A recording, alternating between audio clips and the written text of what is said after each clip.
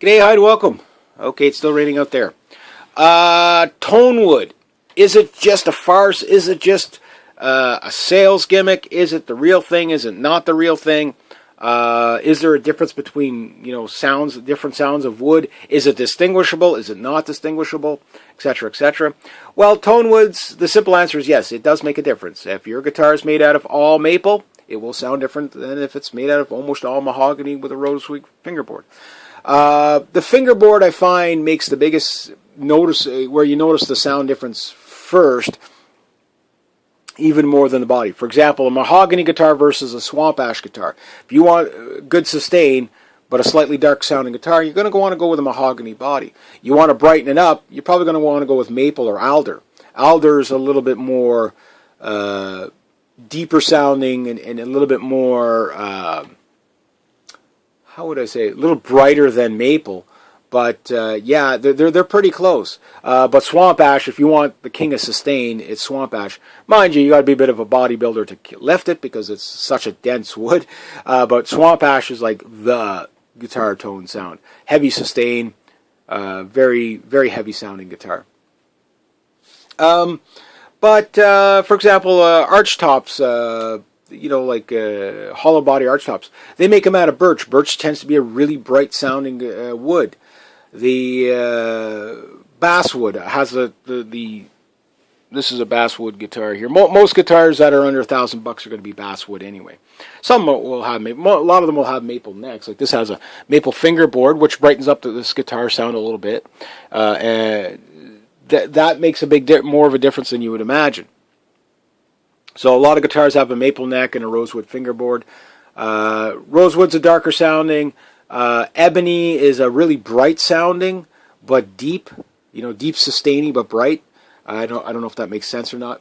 And maple's really out front, high mid kind of bright sound as well. Whereas the dark sound is the ebony. It gives you that really, really warm, dark sound. It's really nice. That's why so many guitars use it, right? Almost all the metalhead guitars have a rosewood fingerboard and stuff like that. But mahogany guitars tend to sustain well, because mahogany, you got to look at it too. Mahogany is getting rarer. I mean, they have to. Gibson used to use all one-piece mahogany guitars, but trees that size don't exist anymore, and other not just Gibson, but other manufacturers as well. Now what they do is they try to use every little bit where they can get away with it.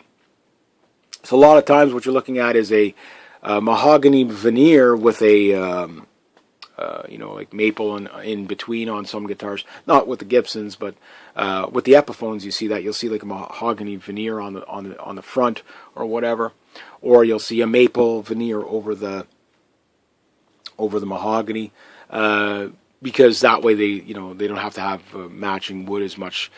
So there is that kind of stuff. But yeah, it does make a difference in your tone. What I usually say is to the people that argue that it doesn't make a difference at all, if you can't distinguish the difference with your ears, don't worry about it. Don't worry about it. And a lot of people use so many effects now. You don't really hear the difference unless you're playing straight through the amp.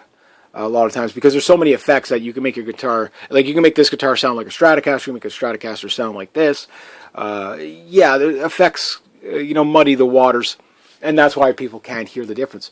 But if you're just doing, you pick an amp setting, take 10 different guitars with different materials on it, with the same pickups, and maybe the same scale length. Scale length will change your sound more than probably what the tone woods will. But tone woods do make a difference. Now, tone wood is usually what they're referring to as wood that's properly dried as well. But the types of woods do make a difference in how your guitar will sound as a finished product. Pickup manufacturers, for example, will basically ask you sometimes, what kind of guitar body do you have? Do you have a basswood body? Do you have which is probably the majority of guitars out there, because basswood's plentiful and it's cheap and whatever.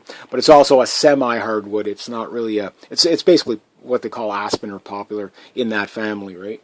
And it doesn't really have a great tonal quality to it. It's light, which is nice, so it makes a good stage guitar in that sense.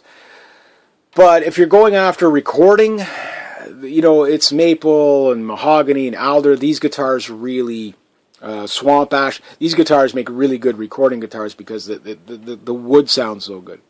But again, with modern effects and everybody going digital, when they're recording, you can get away with it without it, right?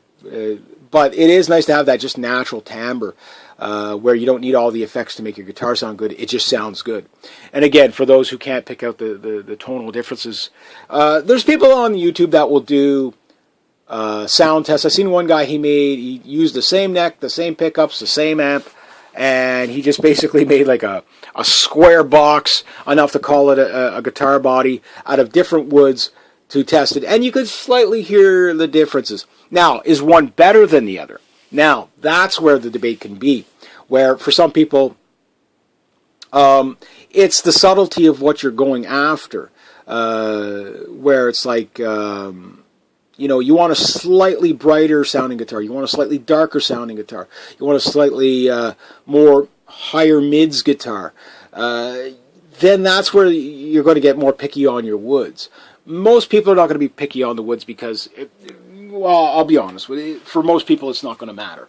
They're going to plug into their effects pedal or whatever, and what they get out of it, as long as what they have sounds good, they don't really care.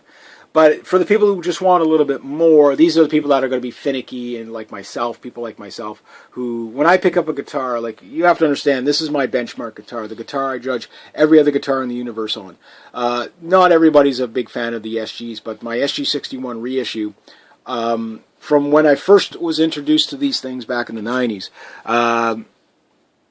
I was a big fan of Angus Young and stuff like that. So and I thought that guitar was going to be super huge. But then when I saw AC/DC, the first time I saw one, I was like, this guitar is not that big. It's actually kind of small. And then when I first saw Angus Young, I realized how short he was. It's like, no wonder the guitar, that thing just looked massive when he's playing it. It's like the guy's 4'8". He's a tiny, tiny guy. But I remember I was going to buy an SG62 reissue first.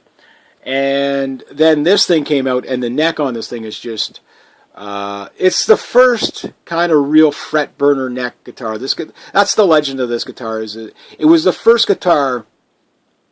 I mean, they were originally called Les Pauls at first, but Les Paul didn't want his name on it. It was, the new Les Paul standard, but then they called it SG, which is for solid guitar, right?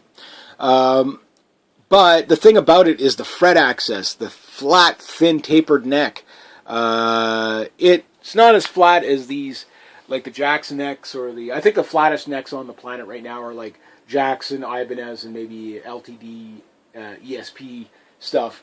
Everything else has got more of that, like baseball bat stuff, like baseball bats and broom handles, like Fender and stuff like that. They don't have the Gibson. They're still pretty knobby, except for the Jimmy Page Signature Series Les Paul. That thing is probably the slickest Les Paul I've ever played. Oh my God! But at $6,000 or $4,000 or whatever it was, But it had a natural finish on the back of it, so it was a really good sounding guitar. There was a Les Paul Studio that I played years ago, and this guitar had pretty much no finish on it, and it was the one with the big, it was called the Les Paul Studio. It was a 68 or a 69, and it had the big soap bar pickups, and it had some effects built on it. This guitar weighed 11 pounds or something like that, 9 or 11 pounds. It was a real boat anchor, but the sustain you got out of it was unbelievable.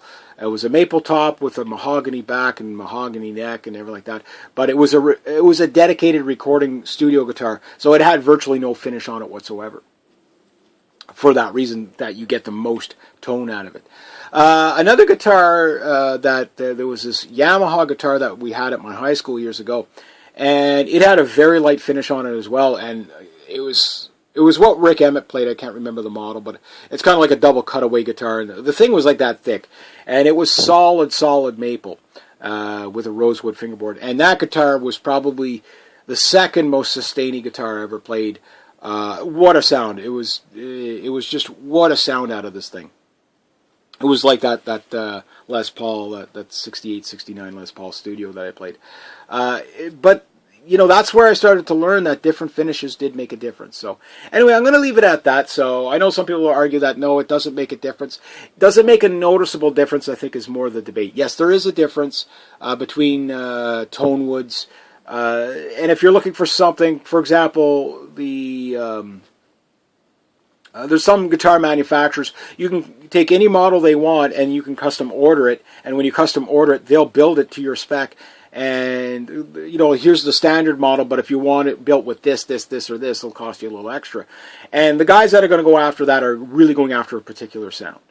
And only the most subtle of ears are going to pick it up. So anyway, I'll leave it at that. So if you like this kind of content, make sure you smash that like button and subscribe button. Make sure you share the video and have yourselves a great day.